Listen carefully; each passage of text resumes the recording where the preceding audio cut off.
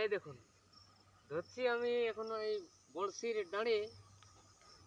আর দাদা কি বলবো, এখনো মাছে ডুবাছে নাই পুহে। তো সেই মাছ ধরার আশায় বসে বসে অনেকক্ষণ আছি। আর ভাইলে ভাইলে হইকেও যাচ্ছি, এখনো ডুবাছে নাই পুহে। আর এই গুড়াটা ভাদর আশ্বিন মাসে যখন মানে ভরে গেছে, সেটা যখন ঢুকে যায় পুহে, তো এখনো যখন খাচ্ছে নাই মাছে, তখন ডাঁড়িটাকে মানে পেনাই হলো নাচে। তো যাই হোক, এখন আমি সেই ছাগলের জন্য লিখে যাবো দাদা পালা।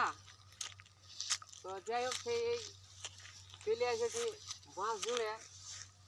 আমার এখন বিরাট হয়ে গেছে জ্বালা। একটা ছাগল রেখেছি, দুটার হয়ে গেছে বান যাওয়া। আর এই বেলাটা ডুবছে, তখন দাদা বেলা ডুবলে লাগিয়ে যাবো এখন কালহা। তো অনেকে বলছে যদি ছাগলটার বান হয়ে গেছে যাওয়া, তাহলে বাঁশ পালা খাওয়া, তুমি বাঁশ পালা। তো সেই বাঁশ পালার জন্য আমি এসেছি এই ক্ষেতের আড়িয়া। তো ঘাসে দাদা মানে আধেকাকে ঝুল গুন্ডায় দিছে একদম তাড়িয়ে, ওটা প্যান গিলে গেল ভরে। তো যাই হোক, সেই বাঁশপালা নিয়ে আমি এখন চলে যাব ঘর। আর তোমাদের কাছে ভিডিওটাকে করছি স্যার।